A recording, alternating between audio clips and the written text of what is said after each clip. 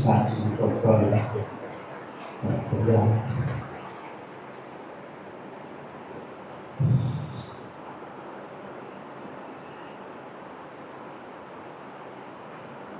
కథ వాళ్ళ నుంచి ప్రార్థన చేసుకుంటున్నాను.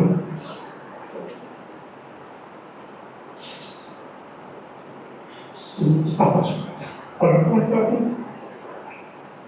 అయితే మా ఇంట్లో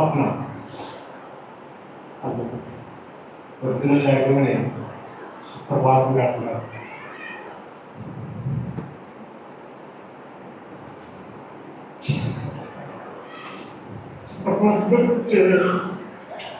మనసానికి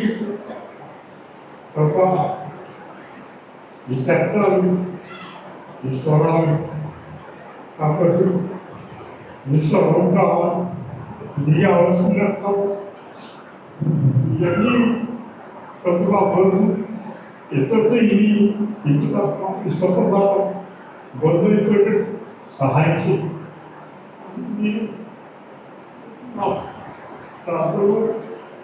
వ్యక్తిగతంగా నేను నడుచుకుంటే అనుకున్నా కానీ కూర్చున్నా కానీ ఆలోచనతో ఆయన మనం చేసినప్పుడు ఆ శబ్దం లేకుండా చేశాడు. ఎంతో సంతోషం నిన్న ఉన్న దేవుడివి ఈ రోజున దేవుడు రేపు ఉన్నావు ప్రభా. నా జీవితంలో నిన్నే భయపడతాను ఆయన. నాకేది అక్కర్లేదని నేను ఆ మనుషులు ఎప్పుడు అనుకుంటూ ఉంటాను. ఎందుకంటే ఆ జీవితాన్ని మార్చేవాడు దేవుడు అయి ఉన్నాడు. ఆయన ఆ ప్రభు రక్షకుడు అయి ఉన్నాడు.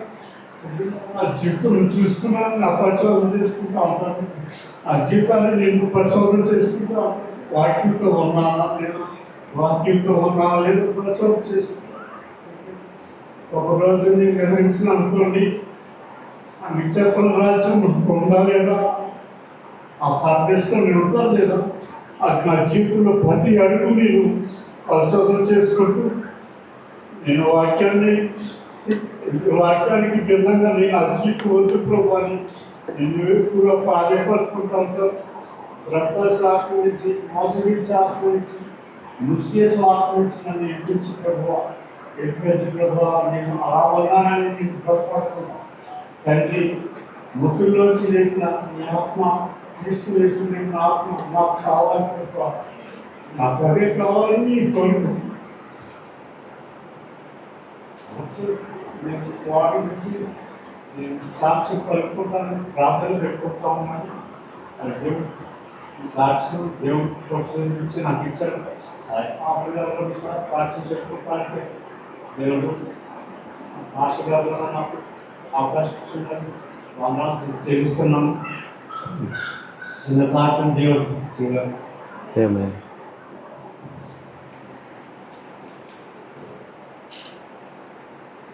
మనల్ని ఇబ్బంది పెట్టడానికి గాను సాతాడు అనేక రకాలుగా ప్రయత్నాలు చేస్తూ ఉంటాడు. అయితే మన దేవుడు సజీవుడై ఉన్నాడు.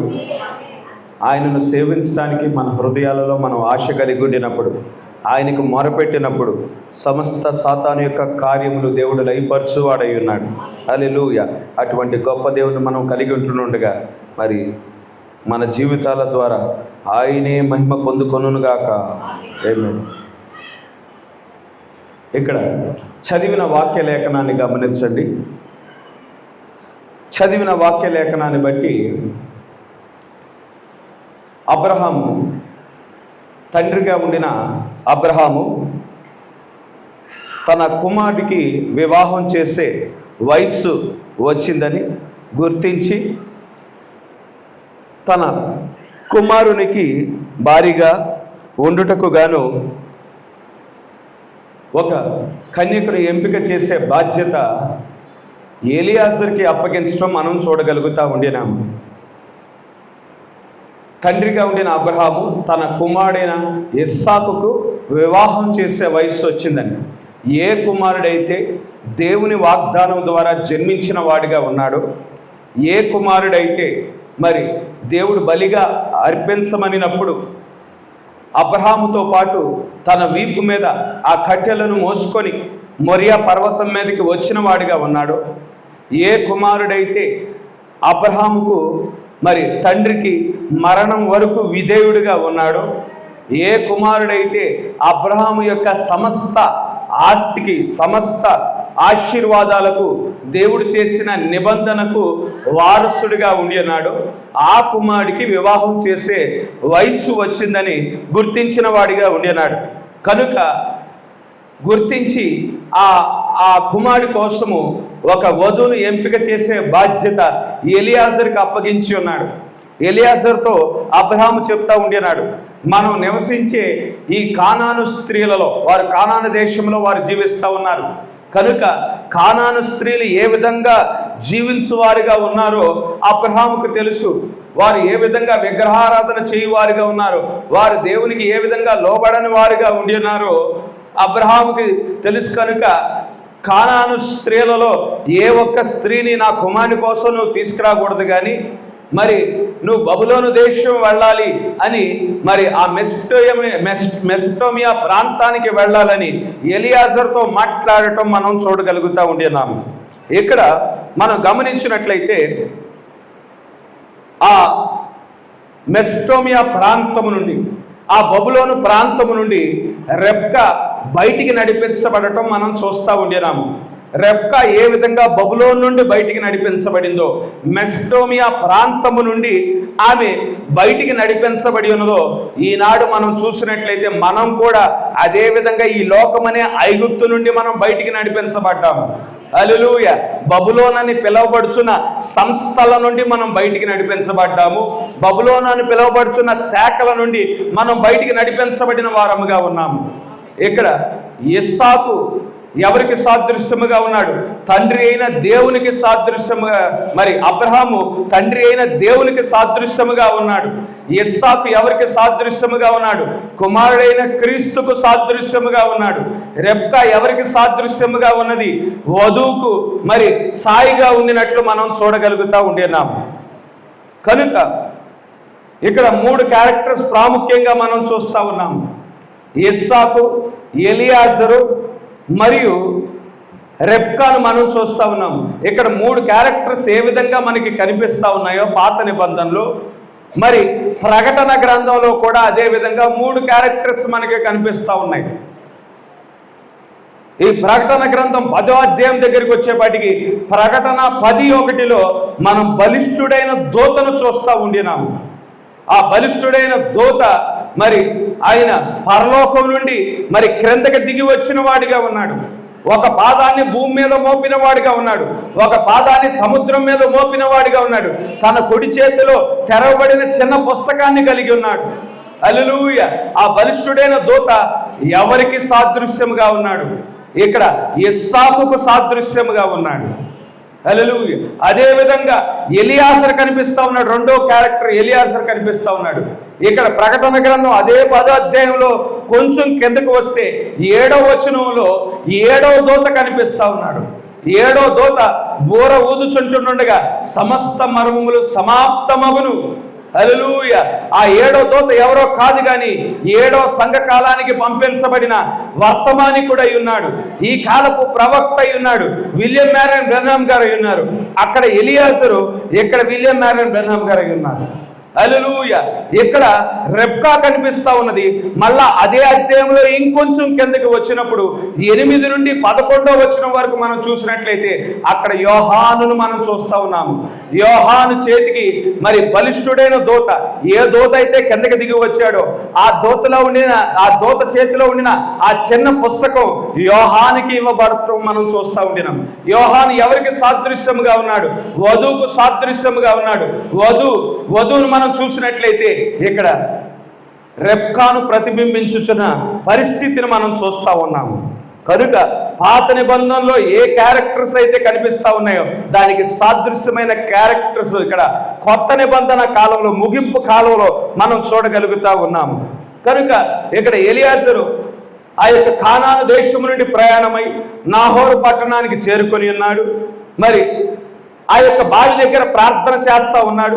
తన ప్రార్థన అయిపోయే లోపే మరి పట్టణం నుండి ఆ యొక్క కన్యకలు వస్తూ ఉండినారు.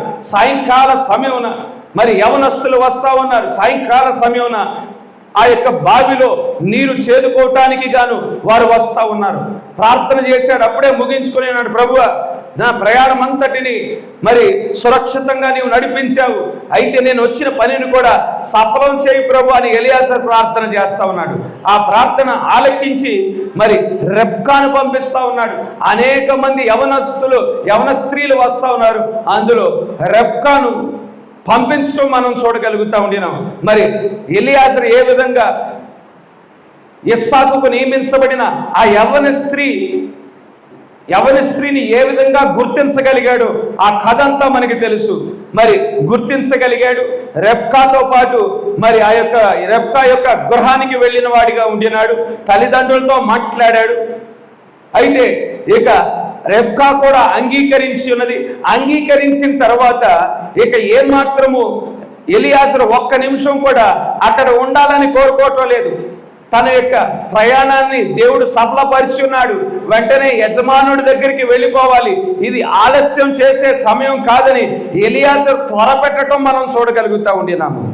ఎలియాజరు త్వర పెట్టడానికి కూడా ఒక కారణం ఉన్నది. దేవుడు ఏ కారణం లేకోకుండా ఏ మాట పరిశుద్ధ గ్రంథంలో రాయించడు. ఒక ఉద్దేశం ఉన్నది. ఎందుకంటే మరి ఎలియాజరు ఇక్కడ ఏ కార్యాన్ని అయితే చేస్తా ఉన్నాడో మరొక ఎలియాజరు ముగింపు కాలంలో రానయ్యున్నాడు. ఆ ఎలియాజరు వచ్చినప్పుడు ఆ కాలం ఏ విధంగా ఉంటుందంటే ఆ కాలానికి సంబంధించిన సమస్త కార్యములు క్లుప్తపరచబడతాయి, త్వరగా ముగించబడతాయి. కనుక మరి ఆ కాలాన్ని ప్రతిబింబించడానికి ఇక్కడ ఎలియాజరు నన్ను త్వరగా పంపించండి అని కంగారు పెట్టుచున్నవాడిగా ఉండినాడు. ఎందుకంటే నేను ప్రతిబింబించే కాలము అది త్వరగా గడిచిపోయే కాలం అయి ఉన్నది. ప్రజల మీద అప్పుడు పక్షిరాజు అభిషేకం ఉంటుంది. పక్షిరాజు అభిషేకం వేగంగా ప్రయాణించే కాలములో ఆ అభిషేకం ఇవ్వబడుతుంది. వేగంగా పరిస్థితులు మారిపోతాయి, వేగంగా సిద్ధపడుతుంది అనే పరిస్థితిని ప్రతిబింబించడానికి ఇక్కడ ఎలియాజరు అక్కడ త్వర పెట్టడం మనం చూడగలుగుతా ఉండేనాము. కనుక ఒక్కొక్క కార్యాన్ని మరి క్రమంలో చూసుకుంటా వద్దాం. 58వ వచనం మనం చూసినట్లయితే రెబ్కాను పిలిచి ఈ మనుషునితో కూడా నీవు వెళ్ళేదవా అని అడిగినప్పుడు వెళ్ళేదనను. ఇక రెబ్కాను పిలిచి తన తండ్రి తన యొక్క అన్న ఈ మనుష్యునితో పాటు వెళ్ళేదవా అంటే ఆమె వెళ్ళేదను అని సమాధానం ఇవ్వటం మనం చూడగలుగుతా ఉన్నాము. ఆమె ఎప్పుడు ఆ యొక్క బబులోను దేశం నుండి బయటకు వచ్చిందే లేదు. ఆ బబులోను దేశంలోనే పుట్టింది, ఆ బబులోను దేశంలోనే పెరిగింది. ఎప్పుడైనా మేనత్తైనా మరి షారా దగ్గరికి ఎప్పుడైనా వచ్చిందా అంటే ఎప్పుడు రాలేదు. ఎప్పుడు కానాను దేశానికి వెళ్ళలేదు రెబ్కా. మొదటిసారి తెలియని ఒక దేశానికి వెళ్ళనైనది. ఒక దేశము నుండి ఇంకో దేశానికి ప్రయాణమైంది. పోనీ వెంబడించే ఎలియాజరు అయినా కానీ చిన్నప్పటి నుంచి పరిచయం ఉన్నాడా అంటే చిన్నప్పటి నుంచి పరిచయం లేడు. అయినా కానీ ఈ ఎలియాజరును చూస్తున్నప్పుడు యథార్థవంతుడని తన హృదయంలో ఏదో ప్రేరేపణ కలిగింది. ఆయన మాటలు సత్యమని మరి తన హృదయంలో ప్రేరేపించబడి మరి వెళ్ళటానికి అంగీకరించినట్లు మనం చూడగలుగుతా ఉండినాము. దేవుని యొక్క ప్రణాళికలో మనం గుర్తించవలసిన విషయం ఏమిటంటే మొదటిగా ఇస్సాకును కలుసుకోవటానికి గాను ముందుగా ఈమె ఎలియాజరును కలుసుకోవలసిన అవసరత ఉన్నది. ఎలియాజరును కలుసుకున్నప్పుడు ఎలియాజరు చేసే కొన్ని కార్యాలు ఉన్నాయి. నేరుగా ఇస్సాకు దగ్గరికి రెబ్కా వెళ్ళలేదు. తీసుకువెళ్ళవలసిన వాడు ఎలియాజరు అయి ఉన్నాడు. ఎలియాజరే ఇస్సాకు దగ్గర నుండి మరి పెళ్లి వస్త్రాన్ని తీసుకొచ్చువాడై ఉన్నాడు. ఎలియాజరే ఇస్సాకు దగ్గర నుండి బహుమానాలు తీసుకువచ్చు వాడై ఉన్నాడు. ఎలియాజరే మరి ఇస్సాకు దగ్గర నుండి ప్రయాణం చేయటానికి ఒంటెలను తీసుకువచ్చు వాడై ఉన్నాడు. ఎలియాజరే ఇస్సాకు ఎటువంటి వాడో, ఎటువంటి గుణలక్షణాలు కలిగిన వాడో, ఎటువంటి స్వభావం కలిగిన వాడో, ఎటువంటి వాడో మరి చెప్పవలసిన వాడు ఎలియాజరు అయి ఉన్నాడు. మరి ఇస్సాకును పరిచయం చేయవలసిన వాడు ఎలియాజరు అయి ఉన్నాడు. ఎలియాజరును కలుసుకొనుకోకుండా ఇస్సాకును సమీపించడం అసాధ్యమైన కార్యముగా ఉన్నది. కనుక ఈ కాలములో కూడా అదే విధంగా ఉన్నది. ఈ కాలములో కూడా మన దేవుని కలుసుకోవటానికి గాను మొదటిగా క్రీస్తు యొక్క వధువు ఎవరిని కలుసుకోవాలి? ప్రవక్తను కలుసుకోవాల్సిందే. ఈ ప్రవక్తను మరి కలుసుకోకుండా దేవుని కలుసుకోవటం అసాధ్యము. ఎందుకంటే ప్రవక్త ద్వారానే మన దేవుడు ఈ కాలానికి సంబంధించిన పెండ్లి వస్త్రాన్ని పంపించిన వాడిగా ఉండినాడు. హల్లెలూయా. ప్రవక్త ద్వారానే మనకి బహుమానాలు పంపించబడ్డాయి. ప్రవక్త ద్వారానే మనం దేని మీద ప్రయాణమై పరలోక యెరూషలేమునకు చేరుకోవాలో ఆ యొక్క ప్రయాణానికి సంబంధించిన సాధనం పంపించబడి ఉన్నది. ఆయన గురించి ఆయన కలుసుకోవటానికి మునుపు ఆయనకి ఏమి ఇష్టమో ముందుగా మనం తెలుసుకోవటానికి ఎవరి దగ్గర మనం కనుక్కోవాలి అంటే, ఎవరి దగ్గర ఆ ఇన్ఫర్మేషన్ పొందుకోవాలంటే అది ఎలియాజర్ దగ్గరే ఉన్నది. ఈ కాలపు వర్తమానికుని దగ్గరే ఉన్నది. కనుక దేవుని యొక్క ప్రణాళికలో ఇస్సాకును కలుసుకోవటానికి మునుపు ఎలియాజర్ను కలుసుకోవాల్సిన అవసరత ఉన్నది. ఇక్కడ ఎలియాజర్ అదే విధంగా ఇస్సాకును కలుసుకోవటానికి మునుపు రెబ్కా కలుసుకున్న సందర్భం మనం చూస్తూ ఉండినాము.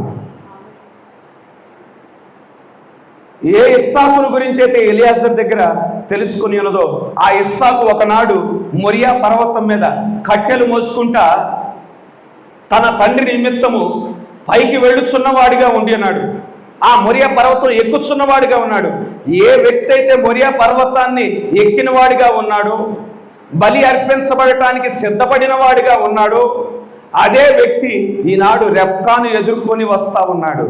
హల్లెలూయా. ఏ క్రీస్తు అయితే గొల్గొత్తా కొండ మీద మరి సిలువ తన వీపు మీద పెట్టుకొని మరి ఆ గొల్గొత్తా కొండ పైకి ఎక్కిన వాడిగా ఉన్నాడు, మన కోసం మరణించిన వాడిగా ఉన్నాడు, అదే క్రీస్తుని ఈనాడు మనం ఎదుర్కొనుచున్న వారముగా ఉండి ఉన్నాము.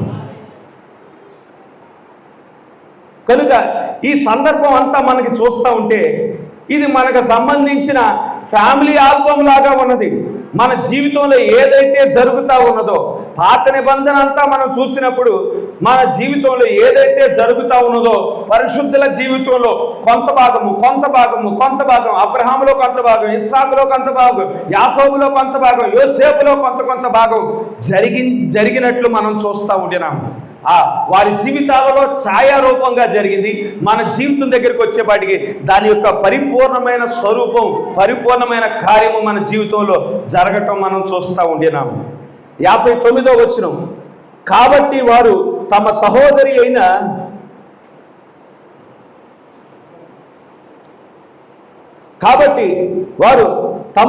అయిన రెబ్కాను, ఆమె దాదీని, అబ్రహాము సేవకుని, అతనితో వచ్చిన మనుష్యులను సాగనంపినప్పుడు, ఇక్కడ ఎలియాజరు ఒక్కడే రాలేదు, కానీ తనతో పాటు కొంతమంది పనివారు కూడా వచ్చిన వారిగా ఉన్నారు. ఆ పనివారు ఎలియాజరుకు సహాయం చేయటానికి గాను పంపించబడిన వారిగా ఉన్నారు. ఇక్కడ ప్రవక్తతో పాటు ఆయన వాక్య పరిచర్య చేసిన తర్వాత ఇంకా 5 రకాల పరిచర్యలో మరికొంతమంది సేవకులను దేవుడు ఎన్నిక చేసి ఉన్నాడు. ఏదైతే వర్తమానం ప్రవక్త ద్వారా బోధించబడి ఉన్నదో ఆ వర్తమానం మరి సంఘానికి అందజేయటానికి దేవుడు మరికొంతమంది సేవకులను సహాయకులుగా నియమించడం మనం చూడగలుగుతా ఉంటున్నాము. 60వ వచనం, వారి రెబ్కాతో, మా సహోదరి, నీవు వేలకు తల్లి వగుదువుగాక, నీ సంతతి వారు తమ పగవారి గవిని స్వాధీనపరుచుకొందురుగాక అని ఆమెను దీవింపగా. ఈనాడు రెబ్కా ఎటువంటి దీవెనలు పొందుకొని ఉన్నదో గమనించండి. ఆమె తన పగవారి, ఆమె సంతతి, ఆమె ఎటువంటి కార్యము చేస్తుందంటే ఆ యొక్క పగవారి గవిని స్వాధీనపరుచుకుంటారని దీవెన పొందుకొని ఉన్నది. రెబ్కా ఏ దీవెన అయితే పొందుకొని ఉన్నదో ఈనాడును మనం అదే దీవెన పొందుకొని వారముగా ఉన్నాము. మన శత్రువు యొక్క గవిని స్వాధీనపరుచుకునే దీవెనను మనం పొందుకొని ఉన్నాము. దురాత్మ సమూహాలను జయించే దీవెన, చీకటి శక్తులను జయించే దీవెన, వ్యాధులను జయించే దీవెన, రోగములను జయించే దీవెన, దురాత్మలను మరి శాసించే దీవెన మనం కలిగి ఉన్నాము. మరి తప్పుడు బోధలను జయించే దీవెన, మోసపూరితమైన ఆత్మలను జయించే దీవెన, శత్రువు గవిని స్వాధీనపరుచుకునే దీవెనలను మనం పొందుకొని వారముగా ఉన్నాము. ఆ దీవెన మనం కలిగి ఉంటుండగా మనం చేయవలసిన కార్యం ఒకటే, నీవు పొందుకొనిన దీవెనను బట్టి నీవు విశ్వసించి నువ్వు పలుకొటయే. దేవుని నామం పేరట పలుకటయే జరిగించువాడు దేవుడై ఉన్నాడు. హల్లెలూయా. 61వ వచనం, రెబ్కాయు ఆమె పనికత్తెలను లేచి ఒంటెలనెక్కి ఆ మనుష్యుని వెంబడి వెళ్ళిరి. అట్లు ఆ సేవకుడు రెబ్కాను తోడ్కొని పోయెను. రెబ్కాతో పాటు మరి ఆమె యొక్క పనికత్తెలు కూడా వెమ్మటి వెళ్ళారు. అయితే వీరు ఏ మార్గము గుండా వెళ్తున్నారో వీరికి తెలియదు. ఇంకొక ప్రక్కన ఎలియాజరును గమనిస్తే ఎలియాజరు ఎవరి ద్వారా నడిపించబడతా ఉన్నాడు అంటే నిబంధన దూత ద్వారా నడిపించబడతా ఉండినాడు.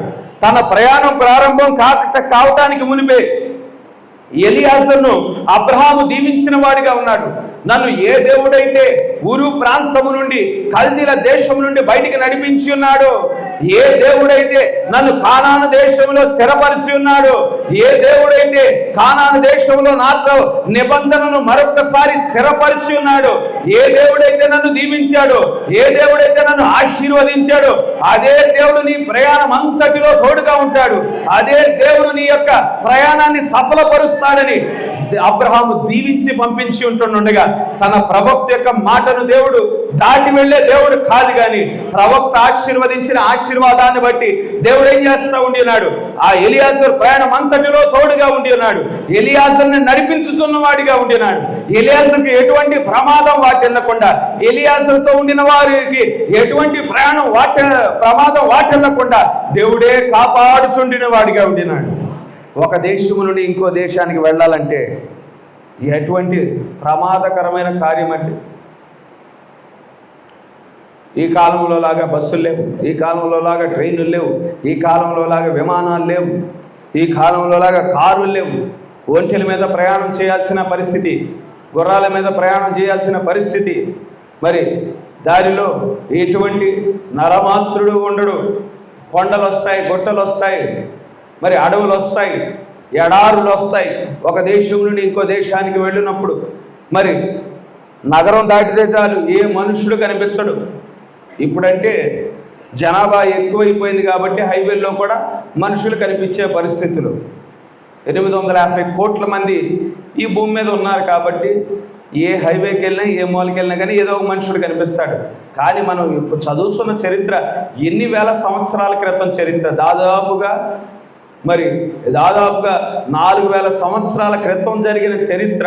ఒక 100 సంవత్సరాల క్రితం మన ప్రాంతాలు ఒకసారి జ్ఞాపకం చేసుకోండి. ఎంతమంది జనాభా ఉన్నారు? ఒక 100 సంవత్సరాల క్రితం ఎంతమంది జనాభా?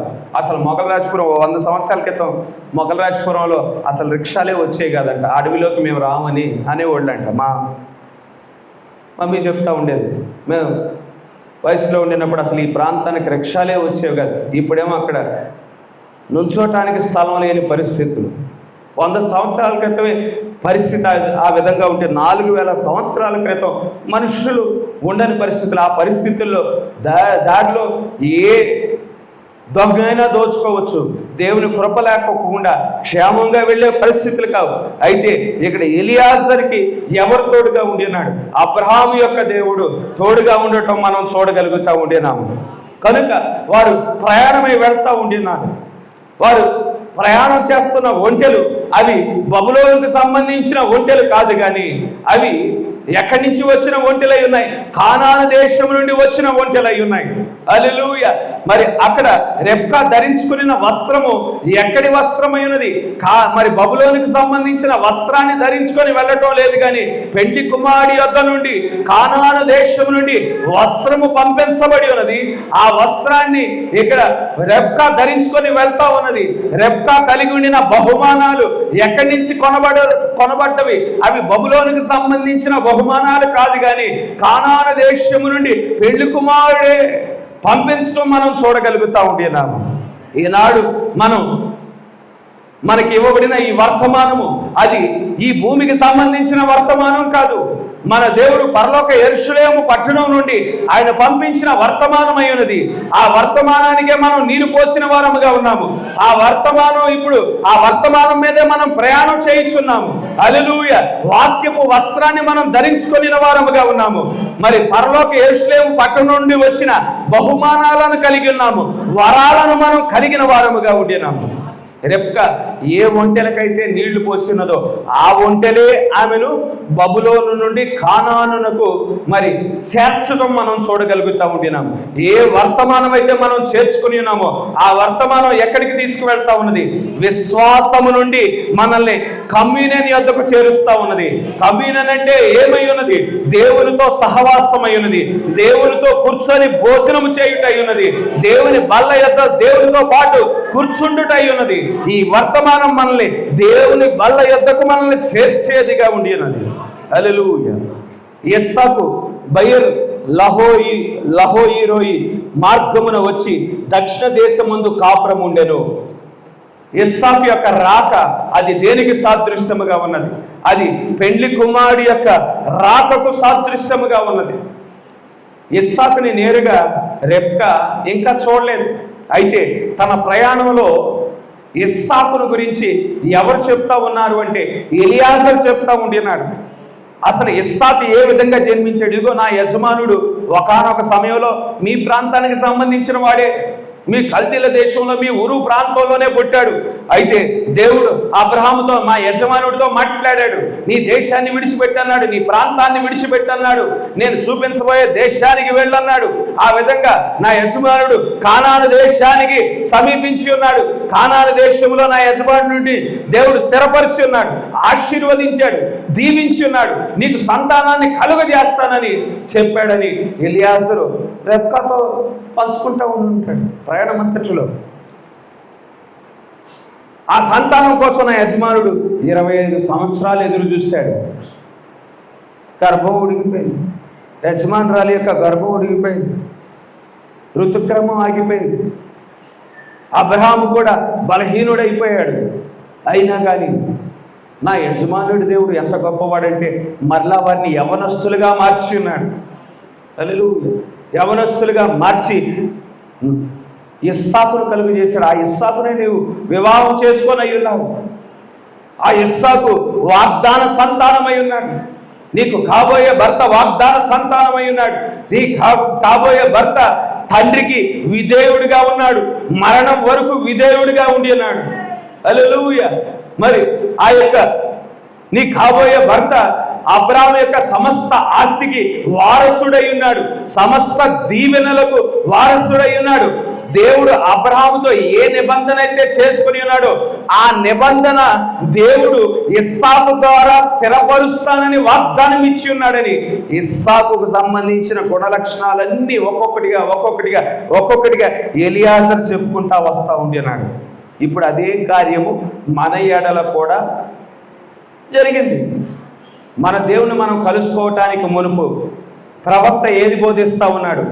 ప్రవక్త ద అన్వెయిలింగ్ ఆఫ్ గాడ్ అనే వర్తమానాన్ని బోధిస్తూ ఉన్నాడు. దేవుని యొక్క ముసుగు తీయబడుట, దేవుని మీద ఉండిన తెర తీయబడుట, ఆ దేవుని యొక్క తెర తీయబడుట ద్వారా ఏం చెప్తా ఉన్నాడు?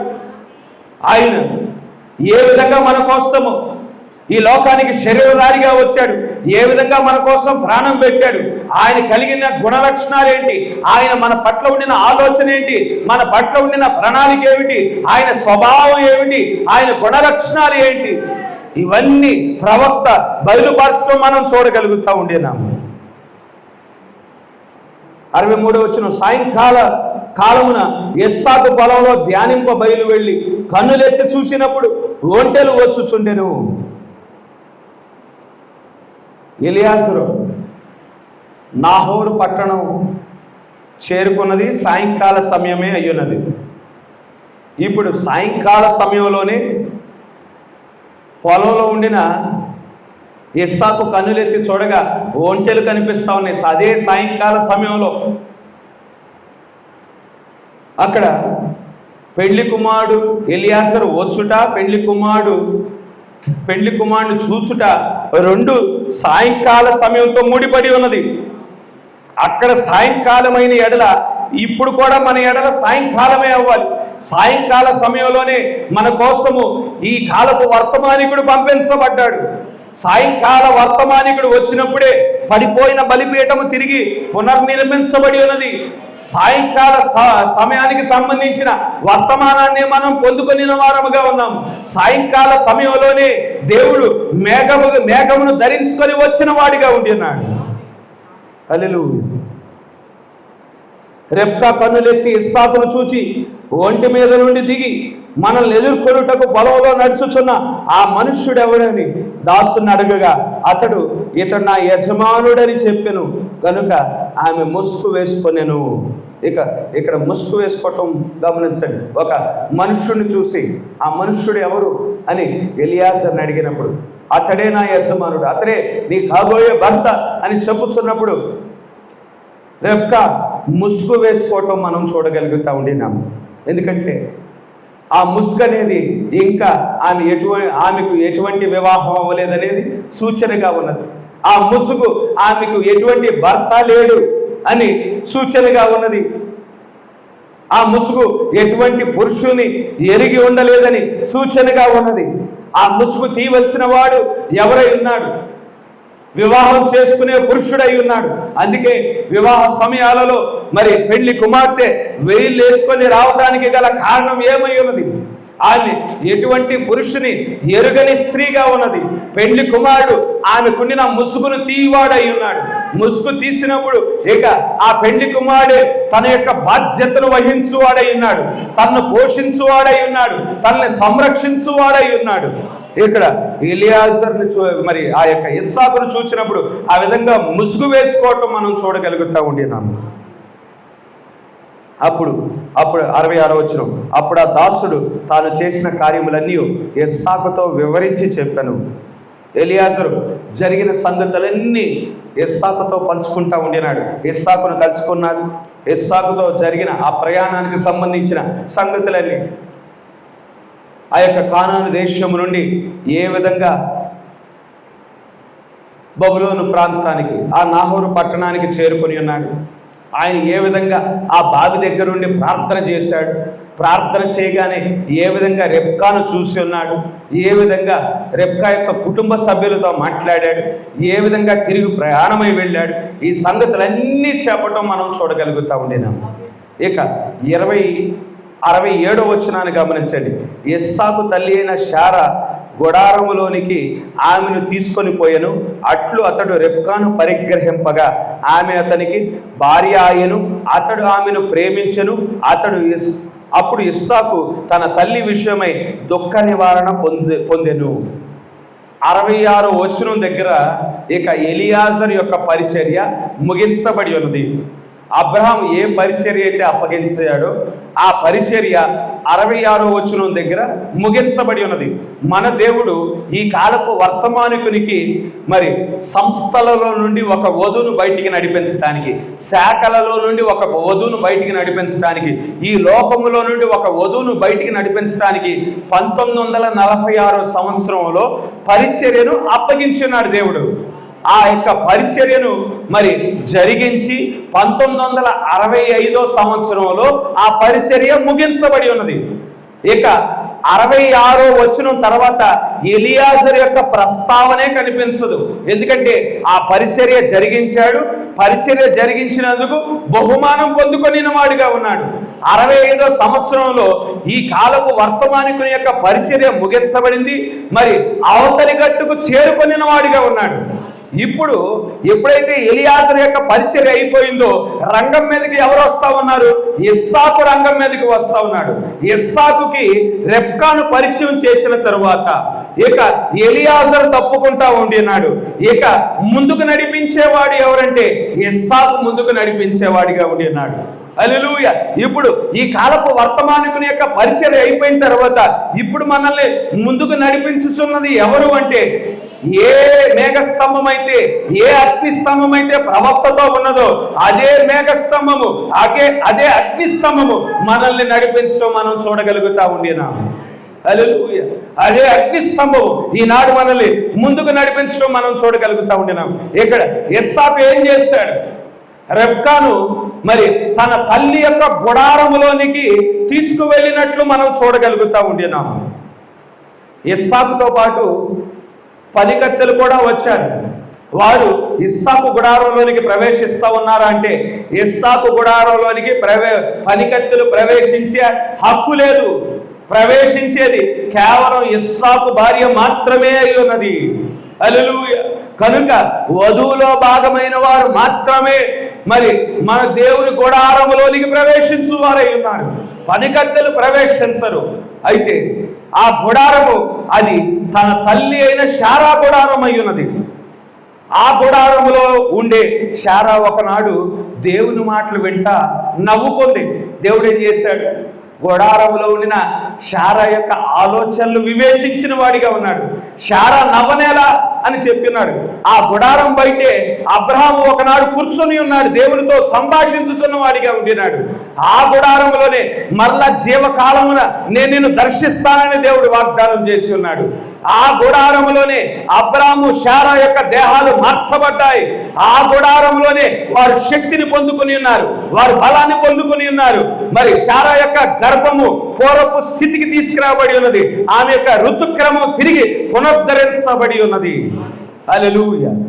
ఇప్పుడు ఆనాడు రెబ్కా పట్ల ఏ కార్యమైతే జరిగి ఉన్నదో ఈనాడు కూడా అదే కార్యము జరుగుతూ ఉండినది. ఈనాడు మన దేవుని యొక్క గుడారంలోనికి మనం ప్రవేశించుతున్న వారముగా ఉండినాము. రహస్య గుడారంలోనికి ప్రవేశించుతున్న వారముగా ఉన్నాము. 3వ ఈడ్పులోనికి మనం ప్రవేశించుతున్న వారముగా ఉన్నాం. అది భౌతికమైన గుడారముగా ఉన్నది. ఇక్కడ ఉండిన గుడారం ఏంటి? 3వ ఈడ్పు. ఆ 3వ ఈడ్పులోనికి, ఆ చెక్క గుడారంలోనికి మనం ప్రవేశించినప్పుడు హల్లెలూయా, ఏ శక్తి అయితే మరి అబ్రహామును దర్శించిందో, ఏ శక్తి అయితే శారా పొందుకొని ఉన్నదో అదే శక్తితో మనం నింపబడు వారముగా ఉంటాము. అదే శక్తితో నింపబడినప్పుడు మన దేహాలు మార్చబడతాయనే విషయాన్ని మనం గుర్తించవలసిన వారమై ఉన్నాము. ఆ గుడారంలోనికి వెళ్ళిన తర్వాత ఇస్సాకు మరి రెబ్కాలు వారు ఇద్దరు వ్యక్తులుగా లేరు, కానీ వారు ఏక శరీరమైన వారిగా ఉండినారు. ఈనాడు మనము మన దేవుడు 2 వ్యక్తులుగా, వేరు వ్యక్తులుగా మనం లేము, కానీ మనం ఆయన దేహమై ఉన్నాము. ఆయన మన శిరస్సు అయి ఉన్నాడు. హల్లెలూయా. ఆ శిరస్సు ద్వారా మనం నడిపించబడుతున్న వారంగా ఉండినాము. కనుక ఇక్కడ ఆది కాండాన్ని మనం చూసినట్లయితే ఆది కాండము అది విత్తనాల సముదాయం అయి ఉన్నది. హల్లెలూయా. ప్రతి కార్యం యొక్క ప్రారంభం ఆది కాండంలో మనం చూడగలుగుతా ఉన్నాం. ప్రతి కార్యం యొక్క ప్రారంభం విత్తనపు రూపంలో ఆది కాండంలో మనం చూస్తూ ఉన్నాం. ఆది కాండంలో ప్రారంభమైన సమస్త కార్యాలు పరిశుద్ధ గ్రంథం అంతా కొనసాగించబడి ప్రకటన గ్రంథంలోకి వచ్చేపాటికి పూర్తి స్థితిలోకి మనం చూస్తూ ఉన్నాము. ఆది కాండంలోనేమో విత్తన స్థితిలో చూస్తూ ఉన్నాము. ఇక ప్రకటన గ్రంథం పరిశుద్ధ గ్రంథం యొక్క ఆఖరి గ్రంథంగా ఉన్నది. దాని దగ్గరికి వచ్చేపాటికి ఏ కార్యమైతే విత్తనంగా ఉన్నదో అది ప్రకటన గ్రంథంకి వచ్చేపాటికి పూర్తి పరిపక్వ స్థితిలో మనం చూస్తూ ఉన్నాం. అందుకే ప్రకటన గ్రంథంలో మనం గమనించినట్లయితే 7 సంఘకాలాలు చూస్తాం, 7 ముద్రలు చూస్తాం, 7 పాత్రలు చూస్తాం, 7 ఉరుములను చూస్తాం, 7 ఆ యొక్క ఉరుములు చూస్తాం, 7 ముద్రలను మనం చూస్తాము, 7 తగుళ్లను మనం చూచువారముగా ఉంటాం. ఆ 7 అనేది ముగింపు సంఖ్య అయి ఉన్నది. కనుక ఈ ప్రకటన గ్రంథంలో ఉండిన కార్యాలన్నీ ఎక్కడ ప్రారంభమయ్యాయని వెతుక్కుంటా వెనక్కి వచ్చామంటే ప్రతిదీ ఆది కాండంలోనే ప్రారంభమైనట్లు మనం చూస్తూ ఉన్నాము. అందుకే దేవుడు ఆది కాండంలో క్రీస్తుకు వధువుకు సంబంధించిన సాదృశ్యముగా ఉండిన క్యారెక్టర్స్ అన్నిటినీ పెట్టాడు. అవ్వ ఆదాము ఎవరికి ఛాయిగా ఉన్నారు? క్రీస్తు వధువుకు ఛాయిగా ఉన్నారు. అబ్రహాము శారా ఎవరికి ఛాయిగా ఉన్నారు? క్రీస్తు వధువుకు ఛాయిగా ఉన్నారు. ఇస్సాకు రెబ్కా ఎవరికి ఛాయిగా ఉన్నారు? క్రీస్తు వధువుకు ఛాయిగా ఉన్నారు. యాకోబు రాహేలు ఎవరికి ఛాయిగా ఉన్నారు? క్రీస్తు వధువుకు ఛాయిగా ఉండినారు. యోసేపు యాష్నెతు ఎవరికి ఛాయిగా ఉన్నారు? క్రీస్తు వధువుకు ఛాయిగా ఉండినారు. యోసేపు 7 రంగుల అంగీ కలిగిన వాడిగా ఉండినాడు. యోసేపు ఆయన ఐగుప్తు దేశం వెళ్ళినప్పుడు తన అన్నదమ్ములకి తనను తాను బయలుపరచుకోవటానికి మునిపే యోసేపుకు వివాహం అయిపోయింది. తన అన్నదమ్ములకి బయలుపరచుకోవటానికి మునిపే తన యొక్క భార్య ఎక్కడున్నదంటే తన యొక్క గృహంలో ఉన్నది. ఆ కాలంలో ఆ విధంగా జరిగిన ఎడల ఈ కాలంలో కూడా అదే విధంగా జరగాలి. దేవుడు తనను తాను ఇజ్రాయేలీలకి బయలుపరచుకోవటానికి మునిపే మన దేవునితో, మన పెళ్లి కుమారుతో మన వివాహం జరగాలి. తనను తాను ఇజ్రాయేలీలకి బయలుపరచుకోవటానికి మునిపే మనము ఆయన యొక్క గృహంలో ఉండాలి, గొర్రెపిల్ల వివాహ మహోత్సవంలో ఉండాలి. తన అన్నదమ్ములకి తను తాను బయలుపరుచుకునే సమయం అది ఏ విధంగా ఉన్నదో గమనించండి. మరి ప్రపంచమంతటా కరువు ఉన్నది. మరి ప్రపంచ దేశాల్లో ఉండిన ప్రజలందరూ మరి ఆ యొక్క ఐగుప్తు దేశానికి వస్తూ ఉన్నారు. ఐగుప్తు దేశానికి వచ్చి మరి ధాన్యాన్ని కొనుచున్న వారిగా ఉండినారు. ఇప్పుడు అదే పరిస్థితి దేవుడు తనను తాను ఇజ్రాయేలీలకి బయలుపరుచుకునే సమయంలో కూడా అదే విధంగా ఉండును. మరి రానయ్యున్న దినాలలో మరి ఆ యొక్క ఆర్థిక వ్యవస్థ మొత్తం కుప్పకూలే పరిస్థితి సంభవిస్తుంది. ఇంతకు మునుపు ఏ విధంగా 2007లో ఆర్థిక మాంద్యం వచ్చిందో అదే పరిస్థితి మళ్ళా భవిష్యత్తులో వస్తుంది. ఆర్థిక వ్యవస్థ మొత్తం కుప్పకూలిపోతుంది. అప్పుడు మృగం ఏం చేస్తాడంటే మరి ప్రపంచంలో ఉండిన వ్యాపారాలన్నీ వాడు స్వాధీనపరుచుకొని ఇక ఎవరైనా ఏదైనా వ్యాపారం చేయాలంటే వాడి దగ్గర నుంచి ముద్ర పొందుకోవాలి. ఎవరైనా చదువుకోవాలంటే వాడి యొక్క ముద్ర పొందుకోవాలి. ఎవరైనా మరి వైద్యం చేయించుకోవాలంటే వాడి దగ్గర నుండి ముద్ర పొందుకోవాలి. ఏ ఉద్యోగం చేయాలన్నా వాడి దగ్గర నుండి ముద్ర పొందుకోవాలి. జీవించాలంటే సుఖంగా మరి జీవించాలి అంటే వాడి దగ్గర నుంచి ముద్ర పొందుకోవడం తప్ప వేరే అవకాశం లేని పరిస్థితులు సంభవిస్తాయి. ప్రజలంతా ఐగుప్తు దేశం వెళ్ళినట్లు ఈ ముగింపు కాలంలో కూడా ప్రజలంతా మృగం దగ్గరికి వెళ్ళువారుగా ఉంటారు. అటువంటి పరిస్థితి సంభవించనయ్యున్నదనే విషయాన్ని మనం గుర్తించాలి. మళ్ళా వెనక్కోతాం 24వ అధ్యాయాన్ని మనం చదివి ఉన్నాం. ఆ 24వ అధ్యాయంలో రెబ్కా బబులోను దేశం నుండి బయటికి నడిపించబడింది. ఎవరి ద్వారా నడిపించబడింది? ఎలియాజరు ద్వారా బయటికి నడిపించబడింది. ఏ సమయంలో నడిపించబడింది? ఉదయకాల సమయంలో నడిపించబడాలా, లేదంటే మధ్యాహ్న సమయంలో నడిపించబడాలా, సాయంకాల సమయంలో నడిపించబడింది. సాయంకాలపు వర్తమానికుని ద్వారా నడిపించబడింది. దేనికోసం నడిపించబడింది? ఇస్సాకుతో ఐక్యపరచబడటానికి నడిపించబడటం మనం చూడగలుగుతూ ఉండినాము. ఆ ఇస్సాకు వాగ్దాన సంతానమై ఉన్నాడు. ఆ ఇస్సాకు జన్మించడానికి మునిపే ఆయన జననం గురించి ప్రవచించబడి ఉన్నది. ఆ ఇస్సాకు జన్మించడానికి మునిపే ఆ వాగ్దాన సంతానానికి ఏ పేరు పెట్టబడునో కూడా నిబంధన దూత వచ్చి చెప్పి ఉన్నది.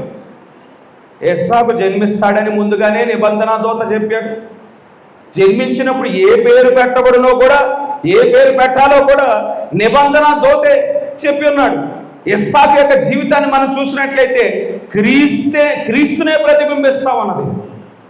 అందుకే ప్రవక్త ఒక మాట అంటా ఉన్నాడు, పరిశుద్ధ గ్రంథంలో ఏ అధ్యాయాన్నైనా చదవండి, పరిశుద్ధ గ్రంథంలో ఏ పుస్తకాన్నైనా చదవండి, పరిశుద్ధ గ్రంథంలో ఏ వచనాన్నైనా చదవండి, అది క్రీస్తునే ప్రతిబింబిస్తా ఉన్నది. ఒకవేళ కనుక నీవు క్రీస్తును చూడలేకపోతే ఎక్కడో నువ్వు తప్పిపోయావు. మళ్ళా ఇంటికి వెళ్ళు, మళ్ళా స్పష్టంగా మరి అధ్యయనించే వాక్యాన్ని క్రీస్తే కనిపిస్తాడు అని ప్రవక్త చెప్పటం మనం చూడగలుగుతూ ఉండినాం. క్రీస్తు కూడా వచ్చినప్పుడు సద్దుకైలతో, పరిసయ్యులతో, శాస్త్రులతో ఇదిగో ఈ వాక్య లేఖనాల్లో నిత్య జీవం ఉన్నదని మీరు విశ్వసిస్తూ ఉన్నారు కదా, ఒక్కసారి ఆ వాక్య లేఖనాలను గమనించండి, నన్ను గురించే సాక్ష్యం ఇస్తాయి అని చెప్పటం మనం చూడగలుగుతూ ఉండినాం. ఆయన వచ్చినప్పుడు మరి ధర్మశాస్త్రాన్ని ఎత్తి చూపించాడు, పరిశుద్ధులు రాసిన కీర్తనలను ఎత్తి చూపించున్నాడు, ప్రవక్తలు రాసిన ఆ యొక్క గ్రంథాలను ఎత్తి చూపించున్నాడు. ఇవన్నీ వాక్యలేఖనాలు నన్ను గురించే సాక్ష్యం ఇస్తా ఉన్నాయని చెప్పటం మనం చూడగలుగుతూ ఉండినాము. ప్రవక్త చెప్తా ఉన్నాడు, పరిశుద్ధ గ్రంథం యొక్క ప్రధానమైన అంశం ఏదో కాదు కానీ క్రీస్తే అయి ఉన్నాడు. హల్లెలూయా. కనుక మనం ఆదామును చూసినా కానీ క్రీస్తుకు ఛాయగా ఉన్నాడు. అబ్రహామును చూసినా కానీ క్రీస్తుకు ఛాయగా ఉన్నాడు. ఇస్సాకును చూసినా క్రీస్తుకు ఛాయగా ఉన్నాడు, యాకోబును చూసినా క్రీస్తుకు ఛాయగా ఉన్నాడు, యోసేపును చూసినా క్రీస్తుకు ఛాయగా ఉన్నాడు. ఆ క్రీస్తు ముగింపు కాలంలో మన మధ్యకు ప్రత్యక్షమై ఉన్నాడు. ఆయననే మనం కలుసుకొని ఉన్నాము, ఆయనతోనే మనం ఐక్యపరచబడిన వారముగా ఉండినాము. కనుక ఇక్కడ ఇస్సాకు ఆ క్రీస్తుకు ఛాయగా ఉండిన వాడిగా ఉన్నాడు. ఇస్సాకు జన్మించడానికి మునుపు అబ్రాహాము తన యొక్క బలాన్ని పూర్తిగా కోల్పోయిన వాడిగా ఉన్నాడు. పూర్తిగా కోల్పోయిన తర్వాత దేవుడు అబ్రహామును దర్శించి, ఎల్షద్దాయిగా దర్శించి తన యొక్క జీవంతో అబ్రహామును నింపి ఉన్నాడు. ఇస్సాకు మరి భౌతికమైన సామర్థ్యత వలన జన్మించలేదు, శరీర కార్యముల ద్వారా జన్మించలేదు, కానీ మరి ఆ యొక్క దేవుని యొక్క సాజాతీతమైన శక్తి ద్వారా జన్మించిన వాడిగా ఉన్నాడు. క్రీస్తు కూడా అదే విధంగా ఉన్నాడు. క్రీస్తు జన్మించడానికి మునుపు ప్రవచించబడింది వాక్యలేఖనాల్లో, నా వంటి ప్రవక్త జన్మిస్తాడే, కన్యక గర్భం దాలుస్తుంది, కుమారుని కంటుంది అని ప్రవచించబడింది. ఆయనకి ఇమ్మానుయేలు అని పేరు పెట్టబడుతుందని ప్రవచించబడి ఉన్నది. ఆయన జన్మించింది కూడా శరీర కార్యముల ద్వారా కాదు, కానీ పరిశుద్ధాత్మ ఆవరించినప్పుడు ఆ పరిశుద్ధాత్మే మరి గర్భంలో రక్త కణాన్ని సృజించి తద్వారా జన్మించిన వాడిగా ఉన్నాడు. ఇస్సాకును ప్రతిబింబించుచున్న వాడిగా ఉండినాడు. కనుక ఇక్కడ ఆదికాండం 16వ అధ్యాయంలో మనం గమనించినట్లయితే ఇంకా అబ్రహాము తన శరీరంలో బలాన్ని కలిగి ఉన్నాడు, ఇంకా కొంత బలాన్ని కలిగి ఉన్నాడు ఆదికాండం 16వ అధ్యాయంలో. కానీ శారా యొక్క ఋతుక్రమం ఆగిపోయింది, శారా యొక్క గర్భం ఉడిగిపోయింది.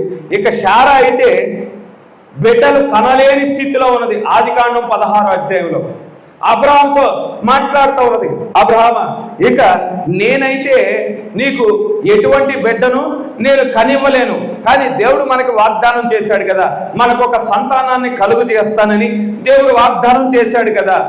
ఈ వాగ్దానం నా ద్వారా అయితే వాస్తవతగా మార్చబడలేదు అని ఒకసారి నువ్వే ఆలోచించు, నీకే అర్థమవుద్ది. నేనైతే బిడ్డలు కనలేను కదా అని అబ్రహాంతో మాట్లాడుతూ ఉన్నది. ఇక ఏకైక మార్గము ఏంటంటే ఈ వాగ్దానం మన ఎడల వాస్తవతగా మార్చబడటానికి ఏకైక మార్గం ఏంటంటే నువ్వు హాగర్ని ఇచ్చి హాగర్ని ఉపపత్నిగా నువ్వు స్వీకరించు, తద్వారా మనకు ఒక కుమారుడు జన్మిస్తాడు, తద్వారా దేవుని యొక్క మాట నెరవేర్చబడుతుందని శారా ఏం చేస్తా ఉన్నది, భౌతికంగా ఆలోచన చేస్తా ఉన్నది. నువ్వే ఆలోచించు, నీ తెలివితేటలతో ఆలోచించు, ఇంకా నేను నీకు సంతానాన్ని కలుగు చేయగలనా, ఇంకా నీకు బిడ్డను కలుగు చేయగలనా, నువ్వే ఆలోచించు అని అక్కడ ఆలోచించడానికి ప్రేరేపిస్తూ ఉన్నది.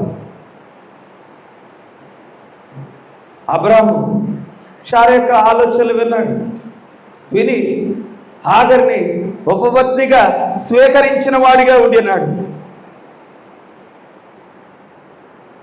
ఇక్కడ దేవుడి యొక్క వాగ్దానం కోసం దేవుడు నిర్ణయించిన సమయం వరకు ఆగకుండా, దేవుడు నిర్ణయించిన ఋతువు వరకు ఆగకుండా వీరు దేవుని వాగ్దానాన్ని వీరి సొంత ఆలోచనల ద్వారా తర్జుమా చేస్తూ ఉంటున్నాడు. అందుకే ప్రవక్త ఈ ముగింపు కాలంలో God is his own interpreter అనే వర్తమానాన్ని బోధించినాడు. దేవుడే తన వాక్యానికి తర్జుమా చేయువాడై ఉన్నాడు. ఏ పండితుడు తర్జుమా చేయలేడు, ఏ జ్ఞాని తర్జుమా చేయలేడు, ఏ చదువుకున్నవాడు తర్జుమా చేయలేడు, కానీ దేవుడు వాక్యానికి తర్జుమా చేయువాడు ఎవరంటే దేవుడే అయి ఉన్నాడు. దేవుడు తన వాక్యాన్ని ఏ విధంగా తర్జుమా చేస్తాడు, దేవుడు తన వాక్యాన్ని వాస్తవతగా మార్చుట ద్వారా దేవుడు తర్జుమా చేస్తాడు. దేవుడు తన వాక్యాన్ని తర్జుమా చేస్తున్నప్పుడు మన ఆలోచనలు సరిచేయబడతాయి, మన తలంపులు సరిచేయబడతాయి, మన ఉద్దేశాలు సరిచేయబడతాయి. మనం ఎంత వెర్రివారమో మనకు అర్థమవుతుంది, మనం ఎంత పరిమితమైన జ్ఞానము కలిగిన వారమో మనకు అర్థమవుతుంది. దేవుడు అపారమైన శక్తి కలిగిన వాడు, దేవుడు అపారమైన సామర్థ్యత కలిగిన వాడు, దేవుడు సాజాతీతమైన కార్యములు చేయవాడు, దేవుడు పరిస్థితులు తలకిందులుగా మార్చువాడు.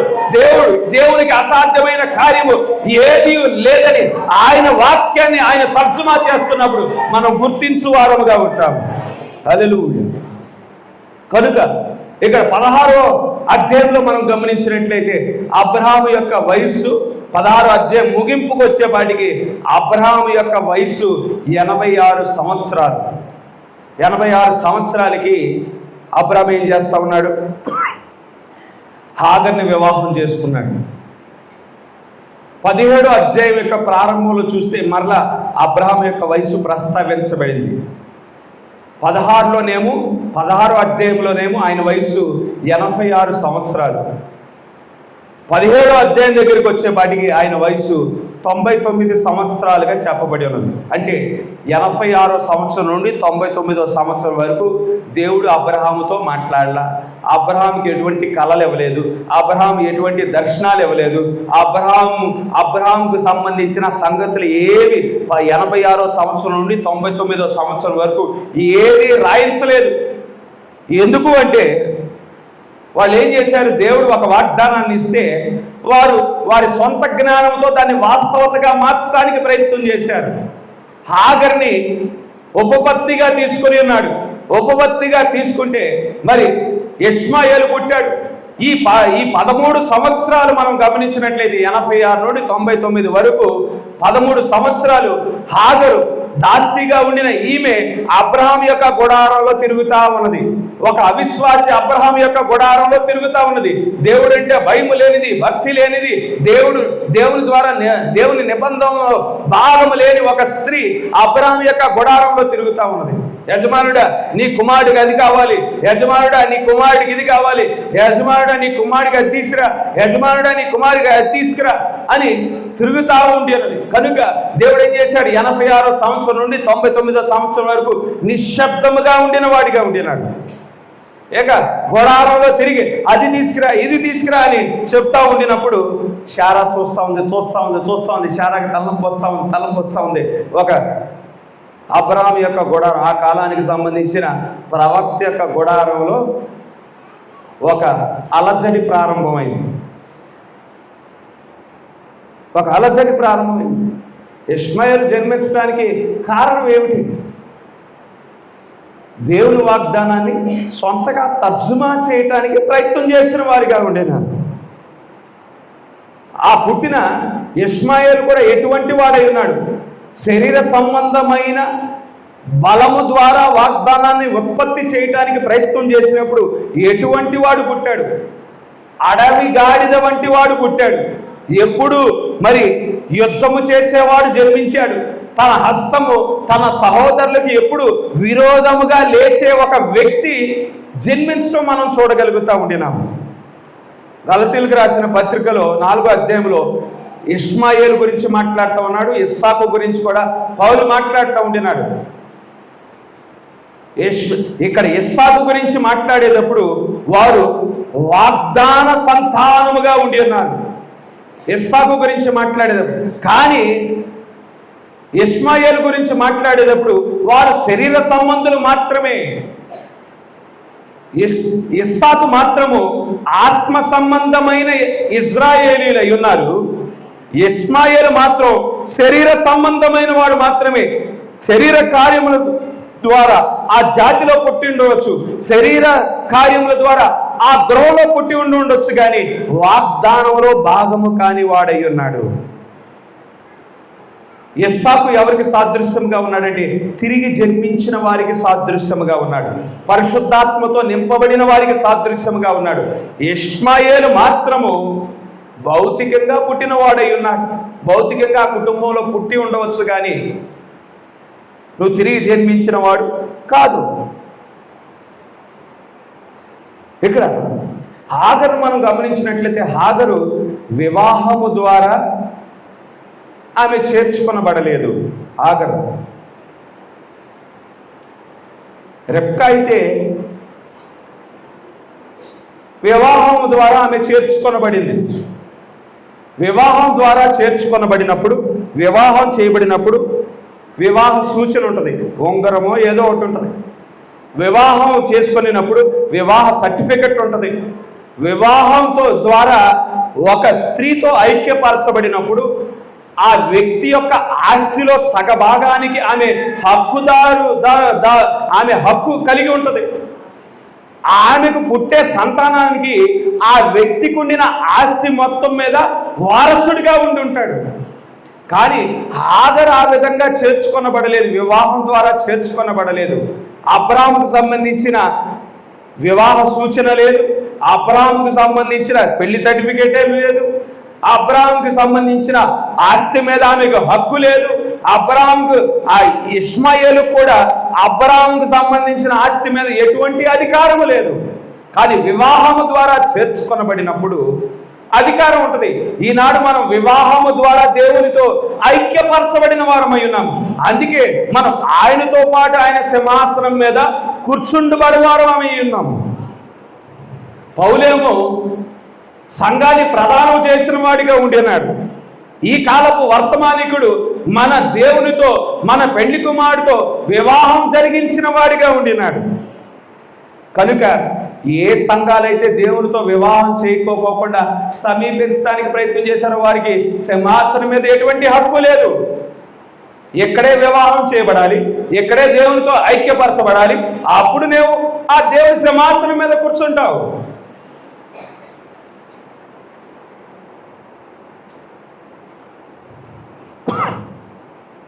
కనుక అందుకే ఈ హాగరు యొక్క కుమారుడు ఇస్సాకును ద్వేషించుచున్న వారిగా ఉన్నారు. ఎందుకంటే వీరికి హక్కు లేదు, వీరికి అధికారం లేదు. అందుకే హక్కు కలిగిన వాడిని ద్వేషిస్తూ ఉన్నారు. హక్కు కలిగిన వాడిని చంపటానికి ప్రయత్నం చేసిన వారిగా ఉండినారు. దేవుడు వచ్చి అబ్రామా శారా మాట విను, విత్తనము పొట్టు విత్తనముతో పాటు సమానమైన వారసుడిగా ఉండలేడు. విత్తనం మాత్రమే వారసుడు, పొట్టు చెదరగొట్టబడుతుంది. విత్తనం మాత్రమే కొట్టులోనికి చేర్చబడుతుంది, పొట్టు చెదరగొట్టబడుతుంది. విత్తనం మాత్రమే పరలోక రాజ్యాన్ని చేరుకుంటుంది. హల్లెలూయా. కనుక నీవు నీ భార్య మాట విను, ఆమెను పంపించమని, ఆమె కుమారుని పంపించమని దేవుడు మాట్లాడటం మనం చూడగలుగుతూ ఉండేనాడు. ఈనాడు ప్రవక్త చాలా స్పష్టంగా మాట్లాడుతూ ఉండేనాడు. ప్రవక్త చాలా స్పష్టంగా మనల్ని ఉద్దేశించి మాట్లాడుతూ ఉండినాడు. ఈ వాక్యంతో మనం ఐక్యపరచబడినప్పుడు వివాహం చేయబడుచున్న వారముగా ఉండినాం. వివాహం చేయబడినప్పుడు దేవుని యొక్క స్వాస్థ్యానికి మనం వారసులుగా మార్చబడుచున్న వారముగా ఉన్నాం. ఆయన కొట్టులోనికి చేర్చబడుచున్నాము. ఈ వర్తమానంలోనే మరి రూపాంతరపు వాగ్దానం ఉన్నది, ఎత్తబడే వాగ్దానం ఉన్నది, నూతన ఆకాశానికి సంబంధించిన వాగ్దానం ఉన్నది, నూతన భూమికి సంబంధించిన వాగ్దానం ఉన్నది. హల్లెలూయా. గొర్రెపిల్ల వివాహ మహోత్సవానికి సంబంధించిన వాగ్దానం ఉన్నది. హల్లెలూయా.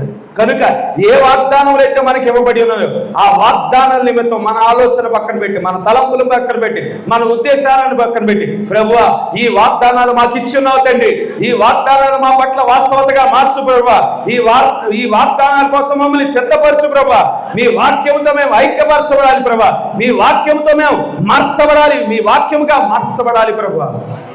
మా ఆలోచనలు పక్కన పెట్టే ప్రభు, మా తలంపులు పక్కన పెట్టే ప్రభు, ఈ లోకం విషయమే మేము మరణించాలి ప్రభు.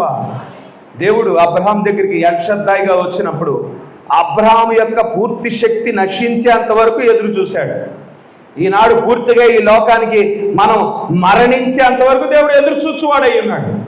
అబ్రహాం యొక్క పూర్తి శక్తి నశించిన తర్వాత ఆయన ఎల్షద్దాయిగా తన రొమ్ముల నుండి ఆయన జీవమిచ్చుచున్న వాడిగా ఉండినాడు. హల్లెలూయా. తన శరీరాన్ని మార్చిన వాడిగా ఉండినాడు. ఈ లోకం విషయమే మనం పూర్తిగా మరణించినప్పుడు హల్లెలూయా మనలో దేవుని యొక్క శక్తిని నింపువాడై ఉన్నాడు. తన యొక్క పరిపూర్ణమైన విశ్వాసాన్ని నింపువాడై ఉన్నాడు. ఇక్కడ అబ్రహాము ఏది విత్తి ఉన్నాడో అదే కోయిస్తున్నవాడిగా ఉన్నాడు. అబ్రాము తన సొంత శక్తి ద్వారా కుమారుని కన్నాడు. దాని వలన ఎటువంటి అలజడి తన గుడారంలో ప్రారంభమైందో మనం చూస్తూ ఉన్నాము. అయితే వాక్యంలో ఒక మాట ఉన్నది, దేవుడు నాటని ప్రతి మొక్కను ఆయన పెరికివేయు వాడై ఉన్నాడు. ఆయన వచ్చినప్పుడు ఆయన నాటని ప్రతి మొక్కను ఆయన పెరికివేయు వాడై ఉన్నాడు. దేవుడు అబ్రహాం దగ్గరికి వచ్చినప్పుడు మరి ఇష్మాయేలు దేవుడు నాటిన విత్తనము కాదు కానీ, కనుక ఆయన పంపించేస్తా ఉన్నాడు. అబ్రామ నీ యొక్క ఉపపత్ని అయిన హాగర్ని దూరంగా పంపించేయి, అతని యొక్క కుమారుని దూరంగా పంపించేయి. అయితే నీ కుమారుడు ఇష్మాయిల్ నువ్వు ప్రేమిస్తా ఉన్నావు కాబట్టి నీ నిమిత్తం నేను ఇష్మాయేల్ని ఆశీర్వదిస్తాను అని దేవుడు చెప్తా ఉన్నాడు. ఆశీర్వదించాడు కాబట్టి ఈనాడు గల్ఫ్ కంట్రీస్లో మరి వారు ఆయిల్ ద్వారా వేల కోట్లు సంపాదించుతున్న వారిగా ఉన్నారు. ఆ యొక్క గల్ఫ్ కంట్రీస్ అన్ని ధనిక దేశాలుగా ఉండటం మనం చూడగలుగుతూ ఉండినాం. సంపన్న దేశాలుగా ఉండటం మనం చూస్తూ ఉన్నాం. సంపన్న దేశాలుగా ఉండవచ్చు కానీ వారు వాగ్దానంలో భాగమైన వారు కాదు. యేసుక్రీస్తు వారి శరీరధారిగా వచ్చినప్పుడు హాగర్ సంతానం ఎవరు, శారా సంతానం ఎవరు స్పష్టంగా చూపిస్తూ ఉన్నాడు. ఎవరైతే యేసుక్రీస్తు వారిని రక్షకుడిగా విమోచకుడిగా అంగీకరించకుండా ఆయన ఎవరైతే దూషిస్తూ ఉన్నారో, ఎవరైతే హింసిస్తూ ఉన్నారో, ఎవరైతే అవమానపరుస్తూ ఉన్నారో, ఎవరైతే ఆయన కొరడాలతో కొడతా ఉన్నారో, ఎవరైతే ఆయన్ని మరణానికి అప్పగిస్తూ ఉన్నారో, ఏ సర్దుకాయలైతే, ఏ పరిస్థితులైతే, ఏ శాస్త్రులైతే పాపుల చేతికి ఆయనను అప్పగించి ఉన్నారు, రోమీల చేతికి అప్పగించి ఉన్నారు, వారంతా హాగరు సంతానమై ఉన్నారు, వాగ్దానంలో భాగం కాని వారిగా ఉన్నారని ఆయన మాట్లాడుతూ ఉన్నాడు. అయితే అక్కడ చిన్న మంద ఉన్నది. వారు ముందుగానే సిద్ధపరచబడ్డారు, యోహాను ద్వారా సిద్ధపరచబడ్డారు. ఇదిగో మోషే చెప్పిన మాట ఈనాడు నెరవేర్చబడనైనది. నా వంటి ఒక ప్రవక్త మీ మధ్యన జన్మిస్తాడని మోషే చెప్పాడు కదా, ఆ ప్రవక్త జన్మించే కాలం ఇదే అయి ఉన్నది. యెషయా చెప్పాడు కదా, కన్యక గర్భం దాల్చును కుమారుని కనునని. ఆ వాగ్దానం నెరవేర్చబడి ఉన్నది. హల్లెలూయా. యెషయా చెప్పినాడు కదా, ఆ కుమారునికి ఇమ్మానుయేలు అని పేరు పెట్టునని. ఆ యొక్క వాగ్దానం నెరవేర్చబడి ఉన్నది. ఇదిగో నేనైతే మరి నీటిలో బాప్తీసం ఇస్తున్నాను, నా వెనకాల వచ్చుచున్న ఆ క్రీస్తు మరి ఆత్మలో బాప్తీసం ఇచ్చువాడై ఉన్నాడు, పరిశుద్ధాత్మతో అగ్నితో బాప్తీసం ఇచ్చువాడై ఉన్నాడని ప్రజలను సిద్ధపరుస్తూ ఉండి ఉన్నాడు. సిద్ధపరిచి ఆ క్రీస్తు వైపు తిప్పినప్పుడు ఆ క్రీస్తును వారు అంగీకరించుతున్నారు. వారు శారా సంతానమై ఉన్నారు. ఆ శారా గురించి మాట్లాడతా, శారా సంతానం గురించి మాట్లాడతా, శారా ఎవరికి సాదృశ్యముగా ఉన్నదంటే పరలోక యెరూషలేముకు సాదృశ్యముగా ఉన్నది, క్రీస్తు యొక్క వధువుకు సాదృశ్యముగా ఉన్నది, మరి గొర్రెపిల్ల యొక్క మరి పెళ్లి కుమార్తెకు సాదృశ్యముగా ఉన్నదని చెప్పటం మనం చూడగలుగుతా ఉండినాం. వారు వాక్యము ద్వారా తిరిగి జన్మించిన వారై ఉన్నారు, పరిశుద్ధాత్మతో ముద్రించబడిన వారై ఉన్నారని ప్రవక్త చెప్పడం చూడగలుగుతూ ఉండినాం. వారు బ్యాప్టిస్టు సంఘంలో జన్మించిన వారు కాదు, మెథడిస్టు సంఘంలో జన్మించిన వారు కాదు, మరి ఆర్షం సంస్థలో జన్మించిన వారు కాదు, మరొక సంస్థలో వారు జన్మించిన వారు కాదు. ఏ సంస్థలలో తిరిగి జన్మించడం ద్వారా క్రీస్తును ఉత్పత్తి చేయలేరు.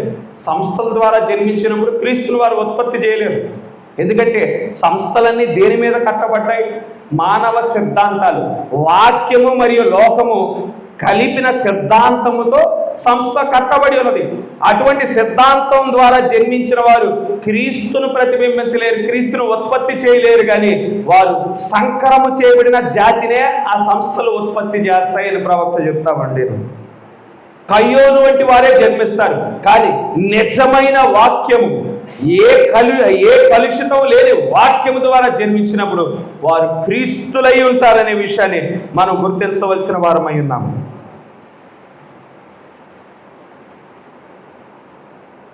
కనుక ఇక్కడ ఇస్సాకు జన్మించిన వాడిగా ఉన్నాడు. 14 సంవత్సరాల తర్వాత దేవుడు అబ్రహాముని మరలా తిరిగి దర్శించాడు. అబ్రహామా, నీ ఒకగానొక కుమారుడైన ఇస్సాకు నాకు బలిగా అర్పించు అని చెప్పినప్పుడు అబ్రహాం భయపడలా, అబ్రహాం బెదిరిపోలా, అబ్రహాము వణికిపోలా. అబ్రహాము ఒకగానొక కుమారుడైన ఇస్సాకును తీసుకొని మొరియా పర్వతం దగ్గరికి 3 రోజులు ప్రయాణం చేసి కనులెత్తి చూడగా దూరాన మొరియా పర్వతం కనిపించింది. పనివారితో పాటు వెళ్ళాడు. పనివారిని ఆ మొరియా పర్వతం దగ్గరే ఉండమని చెప్పాడు, కిందే ఉండమని చెప్పాడు. కుమారుడి వీపు మీద ఆ కట్టెలను మోపి ఈయన మంటను పట్టుకొని పైకి వెళ్తా ఉన్నారు. సగం దూరం వెళ్ళారు. కుమారుడు అడుగుతా ఉన్నాడు, తండ్రి మన దగ్గర కట్టెలు ఉన్నాయి, మన దగ్గర మంట ఉన్నది, బలి అర్పించడానికి బలి పశువు ఏది తండ్రి, మనం బలి పశువుని మర్చిపోయాం తండ్రి అని మాట్లాడుతూ ఉండేనాడు. అయితే కొంత సమయం అయిపోయిన తర్వాత ఇస్సాకుకి అర్థమైపోయింది, బలి అర్పించేది నా తండ్రి నన్నే బలి అర్పిస్తా ఉన్నాడు అని ఇస్సాకుకి అర్థమైపోయింది. ఇస్సాకుకి అర్థమైనప్పుడు ఇస్సాకు, తండ్రి నన్ను మోసం చేసి తీసుకువచ్చావు, నా తల్లికి కూడా ఒక మాట చెప్పి తీసుకురాలేదు, నన్ను చంపడానికి తీసుకువచ్చావు, నువ్వు మంచి తండ్రివి కాదు అని వ్యతిరేకంగా ఇస్సాకు మాట్లాడలేదు. గెత్సెమనే తోటలో యేసుక్రీస్తు వారికి ఆయనకు సంభవించనై ఉన్న కార్యము ముందుగానే తండ్రి బయలుపరిచి ఉన్నాడు. బయలుపరిచినప్పుడు ఆ గెత్సెమనే తోటలో తండ్రి నీ చిత్తమైతే ఈ పాత్ర నా యొద్ద నుండి తొలగించు అని ప్రార్థన చేశాడు. ఇది జరిగించడానికే కదా నేను వచ్చింది, నేను ఇది చేయకోకుండా నేను ఎక్కడికి వెళ్తాను, నీ చిత్తమే నా ఎడల జరిగించునుగా. కానీ తండ్రికి మరణం వరకు ఏ విధంగా విధేయత చూపిన వాడిగా ఉన్నాడు. ఇక్కడ ఇస్సాకు కూడా తానే బలి అర్పణగా అర్పించబడుతున్నాడని తెలిసినప్పుడు తండ్రిని దూషించలేదు, తండ్రిని తిట్టలేదు, కానీ తండ్రికి సహకరించిన వాడిగా ఉన్నాడు. ఇస్సాకేమో మరి 14 సంవత్సరాల వాడై ఉన్నాడు, అబ్రామేమో 114 సంవత్సరాల వాడిగా ఉండినాడు. కావాలంటే ఇస్సాకు యవనస్తుడిగా ఉన్నాడు, పారిపోవచ్చు. కావాలంటే తండ్రిని జయించగలిగిన వాడిగా ఉండినాడు, తప్పించుకొనగలిగిన వాడిగా ఉన్నాడు. కానీ ఇస్సాకు తప్పించుకోవడానికి ప్రయత్నం చేయలేదు, తండ్రితోనే ఉన్నాడు. బలి అర్పణ అర్పించడానికి, బలిపీఠం కూడా కట్టడానికి, నిర్మించడానికి సహాయపడిన వాడిగా ఉండినాడు, తండ్రికి సహకరించిన వాడిగా ఉండినాడు. ఆ బలి అర్పణ అర్పించడానికి మునుపు అబ్రాము తనకు సంబంధించిన సంగతులన్నీ చెప్పుండొచ్చు. అయ్యా కుమారుడా, నేను ఒకానొక సమయంలో కల్దీల దేశంలో నేను జన్మించాను. అయితే దేవుడు నన్ను దర్శించాడు, దేవుడే నన్ను ఆ దేశం నుండి బయటికి నడిపించాడు, కానాను దేశంలో నా జీవితాన్ని స్థిరపరిచాడు, నన్ను ఆశీర్వదించాడు, నన్ను దీవించాడు, నా మందలను రెట్టింపు చేశాడు, నా బంగారాన్ని నా వెండిని రెట్టింపు చేశాడు, నా పనివారిని రెట్టింపు చేశాడు, దేవుడు నాకు సంతానాన్ని కలుగజేస్తానని కూడా వాగ్దానం చేశాడు. అయితే ఆ వాగ్దానం కోసం నేను 25 సంవత్సరాలు ఎదురు చూశాను. 25 సంవత్సరాలకి నా బలమంతా పూర్తిగా పోయింది, నీ తల్లి యొక్క బలమంతా పూర్తిగా పోయింది. ఇక ఎటువంటి బిడ్డను కనలేని స్థితిలో మేము ఉండినప్పుడు మరలా దేవుడు దర్శించి తానిచ్చిన వాగ్దానం నెరవేర్చడానికి మా యొక్క దేహాలను పూర్వపు స్థితికి నా దేవుడు నడిపించి ఉన్నాడు.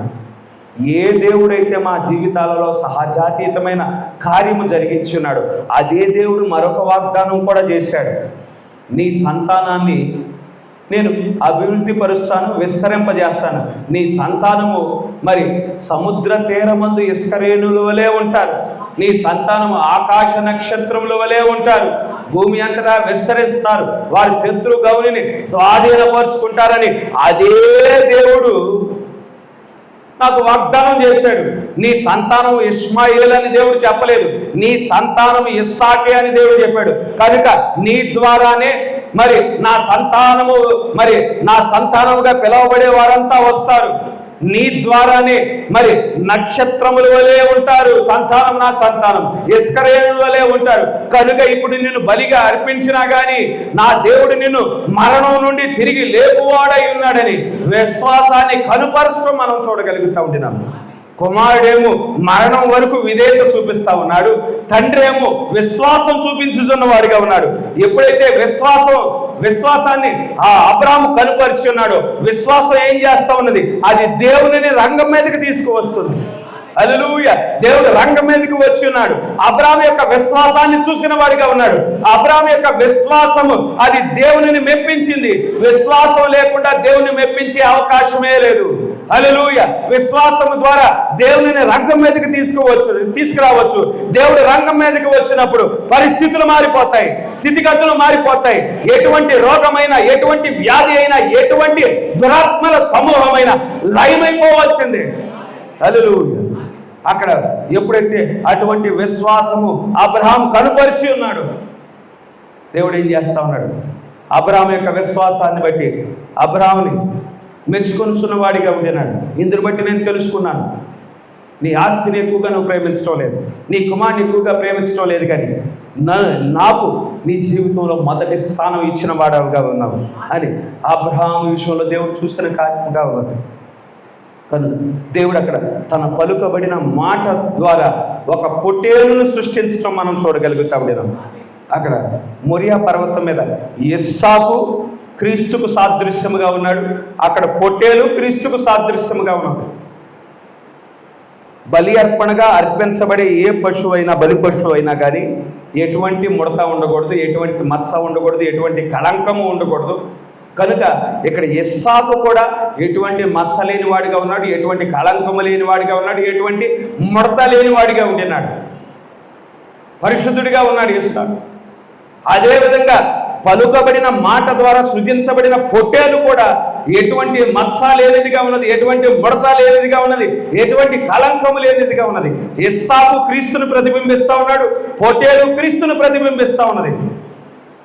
పొట్టేలేమో మరణించిన క్రీస్తును ప్రతిబింబిస్తూ ఉన్నది, ఇస్సాకేమో పునరుద్ధానము చెందిన క్రీస్తును ప్రతిబింబించడం మనం చూడగలుగుతూ ఉంటున్నాము.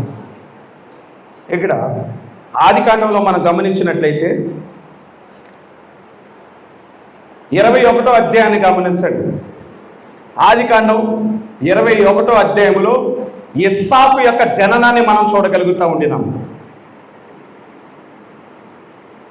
ఇస్సాకు యొక్క జననాన్ని 22వ అధ్యాయం ఇక్కడ మొరియా పర్వతం మీద బలి అర్పణ, సాక్రిఫైస్. 23వ అధ్యాయం శారా యొక్క మరణం. శారా యొక్క మరణం. ఇక్కడ ఇస్సాకు యొక్క జననము అది క్రీస్తు యొక్క జననానికి సాదృశ్యముగా ఉన్నది. ఇక్కడ బలి అర్పణ కలువరి శిలువలో క్రీస్తు మరణించి పునరుద్ధానం చెందుటకి. ఇక్కడ శారా యొక్క మరణం. ఎప్పుడైతే శారా మరణించిందో అబ్రాహాం ఏం చేశాడు? మెక్పెలా గుహను మరి వెలపెట్టి కొనినట్లు మనం చూడగలుగుతూ ఉండినాం. మెక్పెలా గుహను వెలపెట్టి కొనేటప్పుడు అబ్రాహాముకి ఒక ప్రత్యక్షత ఉన్నది. అబ్రాహాము కలిగిన ప్రత్యక్షత ఏంటి? ఇదిగో ఈ ఇస్సాకు ఎవరైతే నాకు వాగ్దాన సంతానముగా జన్మించాడో ఆయన అసలైన రానయ్యున్న రాజ సంతానానికి ఛాయగా ఉన్నాడు. అసలైన రాజ సంతానం ఎవరు? క్రీస్తు అయి ఉన్నాడు. ఆ క్రీస్తు ఈ భూమి మీదకి వచ్చినప్పుడు మృతుల పునరుద్ధానము జరుగుతుంది. ఆయన ఏ భూమి మీద, ఏ భూభాగం మీద అయితే జన్మిస్తాడో ఆ భూభాగంలో మృతుల పునరుద్ధానము జరుగుతుంది. కనుక తన భార్య మరణించి ఉంటుండగా ఆ తన భార్య యొక్క శరీరము ఎక్కడ పాతి పెట్టబడాలంటే ఎక్కడైతే క్రీస్తు జన్మిస్తాడో, ఏ యెరూషలేము పట్టణంలో అయితే క్రీస్తు మరణించనై ఉన్నాడో అక్కడే పాతి పెట్టబడాలని ఒక ప్రత్యక్షతను కలిగి ఉండి మక్పెలా గుహను శారా కొరకు కొనినవాడిగా ఉండినాడు. ఫ్రీగా ఇస్తానన్నారు. అబ్రాహాము, మా మధ్యన నువ్వు ధనికుడిగా ఉన్నావు, పెద్ద గుంపుగా ఉన్నావు, కనుక మేము ఉచితంగానే మీకు ఇస్తాము అంటే నాకు ఉచితంగా వద్దు, ఈ స్థలం యొక్క విలువ ఎంతో ఆ వెల మొత్తం నేను ఇస్తాను. ఆ వెల మొత్తం ఇచ్చి మక్పెలా గుహను కొనిన వాడిగా ఉండినాడు. అక్కడే శారా పాతి పెట్టబడింది. ఎక్కడైతే శారా పాతి పెట్టబడిందో అక్కడే అబ్రహాము కూడా పాతి పెట్టబడ్డాడు. అక్కడే ఇస్సాకు కూడా పాతి పెట్టబడ్డాడు. అక్కడే రెబ్కా కూడా పాతి పెట్టబడింది. అక్కడే యాకోబు కూడా పాతి పెట్టబడ్డాడు. యోసేపు మరి పరిశుద్ధులు అక్కడే పాతి పెట్టబడిన వారుగా ఉండినారు. అక్కడ పాతి పెట్టబడిన వారంతా, ఆ యెరూషలేము పట్టణంలో పాతి పెట్టబడిన వారంతా ఏమయ్యారు? అసలైన రాజ సంతానము వచ్చినప్పుడు వారు మృతుల పునరుద్ధానంలో వారందరూ తిరిగి లేపబడటం మనం చూడగలుగుతూ ఉండినాం. ఆ మృతుల పునరుద్ధానం దేనికి సాదృశ్యంగా ఉన్నదంటే 7 సంఘ కాలాలలో ఎవరైతే క్రీస్తులో జన్మించారో, క్రీస్తులో ఎవరైతే మరణించిన వారిగా ఉన్నారో, యెరూషలేము పట్టణంలో మరణించిన వారికి పునరుద్ధానము జరిగినట్లు ఇక్కడ క్రీస్తులో మరణించిన వారి యొక్క సమాధులు తెరవబడటం సాదృశ్యముగా ఉన్నది.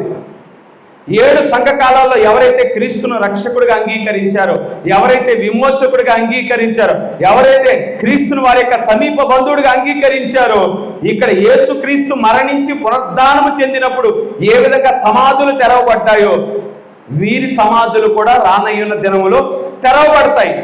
మరి మన సంగతి ఏంటండి అంటే 24వ అధ్యాయానికి సంబంధించిన వారమై ఉన్నాం. మనం 21 కాదు, మనం 22 అధ్యాయం కాదు, మనం 23 అధ్యాయం కాదు, 24వ అధ్యాయానికి సంబంధించిన వారమై ఉన్నాం. 24వ అధ్యాయంలో ఎవరున్నారు? బబులోను నుండి బయటికి నడిపించబడిన రెబ్కా ఉన్నది. మెసొపొతామియా ప్రాంతం నుండి బయటికి నడిపించిన రెబ్కా ఉన్నది. హల్లెలూయా. ఆమె ఏ జీవుల మీద ప్రయాణం చేసుకుంటా వస్తా ఉన్నది కానాను దేశానికి. మరి ఆ యెరూషలేము పట్టణం నుండి, కానాను దేశం నుండి పంపించబడిన ఒంటెల మీద ప్రయాణం చేసుకుంటా వస్తా ఉన్నది. మనం పరలోక యెరూషలేము నుండి పంపించబడిన వర్తమానం మీద మనం ప్రయాణం చేయుచున్న వారముగా ఉండినాము. మనం ఇప్పటికే పెళ్లి వస్త్రము ధరించుకొనిన వారముగా ఉన్నాము. పరలోక యెరూషలేము నుండి వచ్చిన బహుమానాలను కలిగి ఉన్నాము. వరాలు కలిగిన వారముగా ఉండినాము. 24లో ఉండిన రెబ్కా ఏం చేస్తా ఉన్నది? రెబ్కా ఏం చేస్తా ఉన్నది? ఇస్సాకుతో పాటు గుడారములోనికి ప్రవేశించినదిగా ఉన్నది. హల్లెలూయా. ఈ గుడారంలోనే అబ్రాము యొక్క దేహం మార్చబడింది. ఈ గుడారంలోనే శారా యొక్క దేహం మార్చబడి ఉన్నది. ఈ గుడారంలోనే పూర్వపు స్థితిలోనికి వారు పునరుద్ధరించబడి ఉన్నారు. అక్కడ భౌతికమైన గుడారముగా ఉన్నది. ఇప్పుడు ఆ యొక్క గుడారము 3వ ఈడ్పై ఉన్నది. ఆ 3వ ఈడ్పులోనికి మనం ప్రవేశించినప్పుడు మన దేహాలు మార్చబడతాయి. మనం రూపాంతరపు శక్తిని పొందుకునే వారంగా ఉంటాం. రూపాంతరపు విశ్వాసాన్ని పొందుకునే వారంగా ఉంటాం. ఆ గుడారంలోనికి ప్రవేశించినప్పుడు మనం పరిపూర్ణతకు చేరుకునే వారంగా ఉంటాం. ఆ గుడారములో షకీనా మహిమ దిగి వచ్చే స్థలమై ఉన్నది. హల్లెలూయా. ఆ గుడారములోనికి ప్రవేశించిన తర్వాత ఇక లోకంతో సహవాసం చేసే అవకాశం ఉండదు. లోకం వైపు చూడగలిగే అవకాశం ఉండదు. లోకంతో సాంగత్యం చేసే అవకాశం ఉండదు. హల్లెలూయా. అక్కడ మరి మన దేవునితో ఐక్యపరచబడే ఒక సమయముగా ఉంటది. కనుక అక్కడే అబ్రహాము మార్చబడిన విధంగా, శారా మార్చబడిన విధంగా మన జీవితాలు కూడా మార్చబడటానికి మనం ఆ యొక్క గుడారములోనికి నడిపించబడుతున్న వారముగా ఉండినాము. మనము మన కోసం ఎలియాజరు పంపించబడే కాలం దాటిపోయాము. ఎలియాజరు మరి బబులోను నుండి బయటికి వధువును బయటికి నడిపించే కాలం దాటిపోయిన వారముగా ఉండినాము. ఎలియాజరు తన యొక్క సంగతులన్నీ ఇస్సాకుతో చెప్పే కాలం కూడా దాటిపోయిన వారముగా ఉండినాం. ఇస్సాకు తన పరిచర్యను ముగించిన కాలం కూడా దాటిపోయాడు. ఇప్పుడు ఇస్సాకు రంగం మీదకి వచ్చాడు. ఇస్సాకు రంగం మీదకి వచ్చినప్పుడు గుడారములోనికి తీసుకువెళ్ళిన వాడిగా ఉండినాడు. హల్లెలూయా. ఆమెతో రెబ్కాతో ఐక్యపరచబడ్డాడు. హల్లెలూయా. వారు ఏక శరీరముగా ఉండినారు. మనం దేవుని యొక్క దేహముగా ఉన్నాము. ఆయన మన శిరస్సు అయి ఉన్నాడు. ఆయన మన నాయకుడై ఉన్నాడు. ఆయన తన యొక్క వెనుక భాగంలో ఏ ఆలోచనలు అయితే ఉన్నాయో ఆ ఆలోచనలు ఒక్కొక్కటిగా తల నుండి దేహంలోనికి ప్రవేశిస్తా ఉన్నది. లోతైన సంగతులు చూడగలుగుతా ఉండినాము. ఎవరికి బయలుపరచబడిన కార్యములు మనం చూస్తూ ఉండినాం. ఎవరికి చూడలేని సంగతులు మనం అధ్యయనం చేయగలగటానికి కృప చూపిస్తూ ఉండినాం. ఈ లోకంలో జరిగే ప్రతి సూచన, ఈ లోకంలో మార్చబడే ప్రతి పరిస్థితిని మనం గుర్తించగలుగుతా ఉన్నామంటే ఆ తల నుండి వచ్చే జ్ఞానము ద్వారానే అయ్యున్నది. హల్లెలూయా. అటువంటి స్థితిలో మనం ఉన్నాం. మనం 21 కాదు, మనం 22 కాదు, 23 కాదు, 24కు సంబంధించిన వారమై ఉన్నాం. 24లో గుడారములోనికి ప్రవేశించిన ప్రజలముగా మనం ఉండిన వారముగా ఉండినాం. ఆ విధంగా మరి మనం గుడారములోనికి ప్రవేశించి గుడారములోనికి రెబ్కా యొక్క గర్భం నుండి కూడా 2 రకాల ప్రజలు బయటకు వచ్చారండి. యాకోబు, ఏశావు. మరలా యాకోబేమో జ్యేష్ఠత్వం కోసం ప్రయాసపడిన వాడిగా ఉండినాడు. ఒకరేమో ఒక పూట భోజనం కోసం. ఈ వధువు ఉద్యమంలో కూడా 2 రకాల వారు బయటకు వచ్చేవారు ఉన్నారు. అయితే ఈ వధువు ఉద్యమంలో మనం నిజమైన వారుగా, కొంతమంది మళ్ళా విగ్రహారాధన వైపు, ప్రవక్తే మనుష్య కుమారుడు అని ప్రవక్తను ఆరాధించే గుంపు కూడా ఉన్నది. ఏశావు మంచివారై, తప్పుడు బోధ కలిగిన వారై ఉన్నారు. కానీ నిజమైన యాకోబు సంతతి వారిగా మనం ఉండటానికి దేవుడు కృప చూపించును గాక. నిరంతరము మరి ఆయన వాక్యపు వెలుగుతో మనం వెలిగించబడి కడవరకు మనం బలపరచబడి దేవుడు మనల్ని నిలబెట్టుకొనును గాక. ఆయన గుడారంలో మనం ప్రవేశించి బలపరచబడి స్థిరపరచబడి మన జీవితాలను మన దేహాలను దేవుడే మార్చునుగాక. దేవుడిచ్చిన మాటలను దీవించునుగాక. మరొక్కసారి మనమంతా లేచి నిలబడదాం. మన దేవుని మరొకసారి మన మధ్యనున్న మన దేవుడు మరొకసారి మన స్తుతులతో మన స్తోత్రాలతో కొనియాడు. హల్లెలూయా హల్లెలూయా హల్లెలూయా హల్లెలూయా హల్లెలూయా హల్లెలూయా హల్లెలూయా హల్లెలూయా హల్లెలూయా. స్తోత్రములు స్తోత్రములు స్తోత్రములు స్తోత్రములు. వందనములు తండ్రి, వందనములు యేసు, వందనములు ప్రభువా. హల్లెలూయా హల్లెలూయా హల్లెలూయా. స్తోత్రములు, హల్లెలూయా. వందనములు వందనములు వందనములు వందనములు వందనములు తండ్రి, వందనములు యేసు, వందనములు ప్రభువా, వందనములు తండ్రి. హల్లెలూయా హల్లెలూయా హల్లెలూయా హల్లెలూయా హల్లెలూయా హల్లెలూయా హల్లెలూయా హల్లెలూయా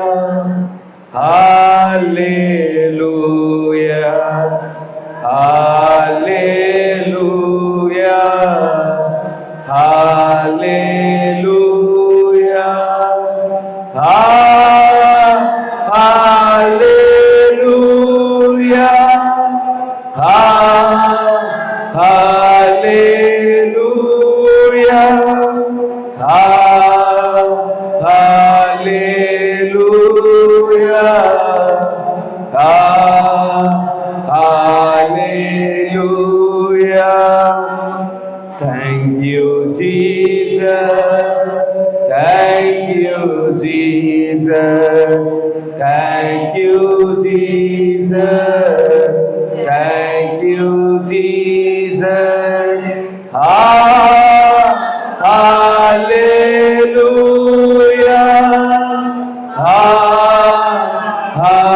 Hallelujah.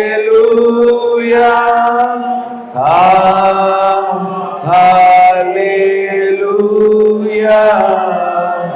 Hallelujah.